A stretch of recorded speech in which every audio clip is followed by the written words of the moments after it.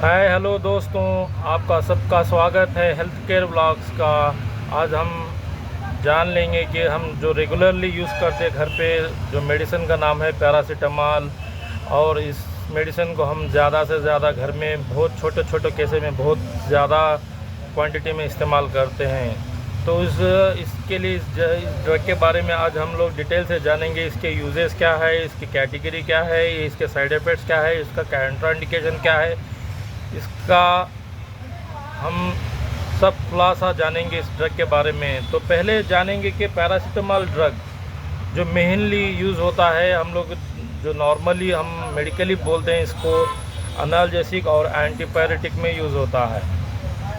तो एनाल्जेसिक का माना है तो दर्द में यूज़ होता है, और एंटीपायरेटिक का जो माना है तो बुखार और फीवर में यूज़ होता है। और जी भी चलिए, तो पैरासीटामॉल इंडिया में मोस्ट प्रोबेबली बहुत कंपनियों में आता है, बहुत ब्रांड नेम में आता है। जैसा कि वो हम लोग नॉर्मली जानते हैं, सब लोग जानते हैं कि डोलो के नाम से मशहूर है पूरे इंडिया में। डोलो के नाम से सब लोग जानते हैं कि डोलो और वगैरह। दूसरे कंपनी कैलपाल में आता है, और पैरासिप बोल के और एक कंपनी में आता है।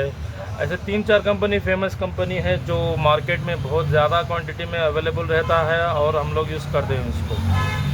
चलिए अभी इसके हम लोग पैरासीटामॉल के फ़ायदे जानेंगे, इसका यूजेस जानेंगे। हम लोग नॉर्मली इसका यूजेस करते हैं मेडिकली। अभी हेडेक में इसको रिकमेंड करते हैं, और बैक पेन में यूज़ करते हैं, और रूमेटिक पेन में यूज़ करते हैं, और मसल पेन, साइनस पेन और माइग्रेन पेन, इस तरह के पेन में हम लोग पैरासीटामॉल को बहुत ज़्यादा क्वांटिटी में यूज़ करते हैं। और पेन के अलावा मोस्ट प्रोबेबली हम लोग इसको यूज़ करते हैं फीवर में। जो बॉडी का टेम्परेचर हाई हो जाता है, जब हम लोग इसको यूज़ करते हैं तो लो हो जाता है। तो इसमें हम फर्स्ट जानेंगे कि कौन से ब्रांड नेम कितने एमजी में अवेलेबल है मार्केट में, उसमें जानेंगे हम। जो पहले मैं आपको बताया इससे पहले कि हमको जो पॉपुलर ड्रग है वो डोलो 650। अब देखेंगे कि डोलो 650 इंडिया में इस शक्ल में आता है। आप इस सब लोग जानते हैं डोलो 650 का शक्ल ऐसा रहता है। और डोलो के अलावा और मार्केट में बहुत कंपनीज है, जैसा कि कैलपाल बोलते हैं इसको, कैलपाल 650 बोलते हैं। और पैरासिप 650 भी आता है, जैसा कि पैरासिप 650 भी इस तरह का होता है। चलो अभी 650 तो मैं बता दिया, और अब 650 के बाद जो लोअर डोसेस में जो अवेलेबल है वो आके आपको 500 mg अवेलेबल है कैलपाल, और पैरासिप 500 mg अवेलेबल है। तो इस तरह का हम लोग को पैरासीटामॉल मार्केट में बहुत ज़्यादा क्वांटिटी में, बहुत ज़्यादा ब्रांड नेम्स में, अलग अलग तरीके में मैन्युफैक्चरिंग होकर लोगों को मिलता रहता है। तो और अभी इस जो डोसेज है जो 500 mg है और 650 mg है, ये तो हो गया अडल्ट्स और चिल्ड्रंस अबव 14 एज के ऊपर का हो गया। तो बच्चों को कौन से ब्रांड नेम से ये जो ड्रग अवेलेबल है, हम लोग इसको अभी जानेंगे। जैसा कि सबको मालूम है कि जब से पहला ड्रग जब मार्केट में हम लोग को सिर्फ फॉर्मेशन में आता है, वो सबसे पहले हम लोग को मालूम है कैलपाल आता है, 120 आता है, 250 आता है। जैसा कि और एक कंपनी में पैरासिप भी 120 आता है, 250 भी आता है, और एक कंपनी फेपानिल आता है, और डोलो आता है। ऐसा 3-4 कंपनी में ब्रांड नेम में पैरासीटामॉल आता है। जैसा कि आप देख सकते हैं अभी कैलपाल इधर 250 में आपको दिखा रहा हूँ। अभी इधर 250 में सेम फेपानिल भी आ रहा है हम लोग को, और पैरासिप भी आ रहा है 250 में आ रहा है। जैसा कि अभी क्या 120 में समझो कैलपाल आता है, पैरासिप आता है।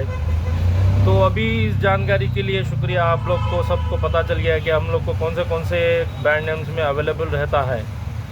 तो इसके बाद हम लोग जानेंगे कि पैरासीटामॉल और उसके साइड इफ़ेक्ट्स क्या हैं, उसका डोसेज कैसे हैं, हम लोग किसको प्रिस्क्राइब कर सकते हैं काउंटर में, ये सब हम लोग जानेंगे। हाँ भाइयों दोस्तों, अभी चलिए कि हम लोग इसके डिटेल के डोसेज के बारे में जानकारी ले लेंगे। जैसा कि इसका डोसेज है नॉर्मली टैबलेट में 500 और 650 mg टैबलेट्स आता है। जब हम लोग 500 mg टैबलेट्स लेंगे तो 10 से 15 साल का लड़का एक टैबलेट और एवरी 6 आवर्स ले सकता है। तो चलेंगे कि 24 आवर्स में आपको 4 टैबलेट ले सकते हैं।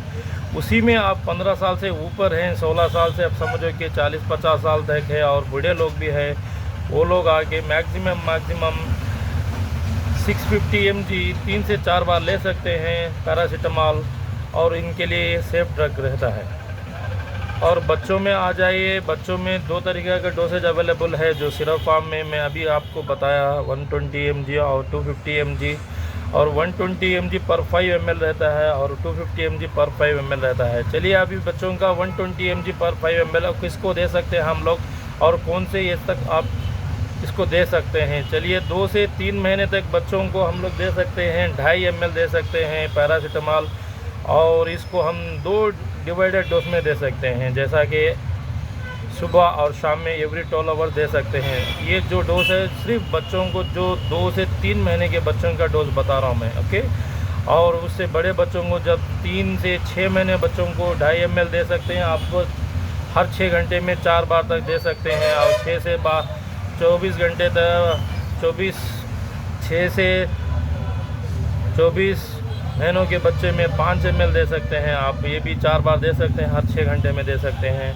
और इससे बड़े बच्चे जब 2 से 4 साल हो जाते हैं, अब 7.5 ml दे सकते हैं, 4 बार दे सकते हैं दिन में 24 आवर्स में। और 4 से 6 साल बच्चों में 10 ml दे सकते हैं, up to 4 times per day. तो ये भी चलिए आपको डोसेज डिटेल में बता दिया मैं आपको, और ये 120 mg पर 5 ml हो गया। अभी चलिए 250 mg पर 5 ml हम लोग कैसा देंगे और कौन से बच्चों में देंगे, इसकी जानकारी अभी हम ले लेंगे। तो अभी 250 पर 5 ml 6 साल के ऊपर से 8 साल के तक बच्चों को हम 5 ml देंगे हर 6 घंटे में। हालांकि 24 आवर्स में हम लोग 4 टाइम दे सकते हैं जब बुखार ज़्यादा रहेगा तो। और 8 साल से 10 साल तक बच्चों को हम 7.5 ml देंगे, ये भी 4 बार दे सकते हैं हर 6 घंटे में। और 10 से 15 साल और 16 साल तक 10 से 12 ml दे देंगे, ये भी एवरी 6 आवर्स, और 2 एवरी 8 आवर्स, ऐसा 3 से 4 बार हर 24 आवर्स में हम डिपेंडिंग कंडीशन और डिपेंड फीवर में हम लोग इसको रेकमेंड करेंगे। चलिए भाई लोगों, अभी तो हम लोग इसके यूजेस के बारे में पता कर लिया और इसके डोसेज के बारे में पता कर लिया, और ये कौन से ब्रांड नेम में अवेलेबल है मार्केट में वो भी पता कर लिया। अब इसको हम लास्ट इसका देखेंगे कि इसके साइड इफ़ेक्ट्स हम लोग को क्या होता है जब हम ओवरडोज ले लेते हैं, या किसी को भी पैरासीटामॉल नहीं जमेगा तो उसको क्या क्या साइड इफ़ेक्ट्स आता है देखेंगे। नॉर्मली हम लोग देखेंगे नौशिया जैसा वोमिट फील रहता है लोगों को, और थोड़ा सा स्किन रैशेस रहते हैं, इचिंग रहता है, और स्वेलिंग थ्रोट रहता है, और शॉर्टनेस ब्रीथ भी रहता है। सब में नहीं है, थोड़े लोगों में रहता है लोग। अभी इस जानकारी के बाद हम जो नॉर्मली देखते हैं कि कौन से लोग पैरासीटामॉल नहीं ले सकते हैं, जैसा कि जिसको भी किडनी प्रॉब्लम है, लीवर का प्रॉब्लम है, और जो लोग भी अल्कोहल कंजप्शन ज़्यादा करते हैं, जैसा कि रेगुलर ड्रिंक से ज़्यादा अमाउंट में अल्कोहल ले रहे हैं रेगुलर में, तो इस लोगों को हम लोग पैरासीटामॉल रेगुलरली नहीं दे सकते हैं। और सफ़रिंग फ्रॉम अस्थमा, और जो लोग एस्पिरिन से एलर्जी है, जो ड्रग्स, इस लोगों को हम लोग पैरासीटामॉल अवॉइड करते हैं देने के लिए। और इसका नॉर्मली जब पैरासीटामॉल का वो डोज ओवर हो जाता है, जब ओवर डोज हो जाता है तो सीरियस सिम्टम जैसा कि लीवर डैमेज हो जाता है और किडनी डैमेज हो सकता है। और इसके साथ साथ हम लोग को जल्दी से जल्दी डॉक्टर को कंसल्ट होना चाहिए किसी को भी प्रॉब्लम हो गया जो पैरासीटामॉल ओवरडोज से। तो लास्ट हम लोग बात करेंगे कि इसके इंटरेक्शंस क्या है, इसके ड्रग हम लोग किस को नहीं दे सकते हैं। ये ड्रग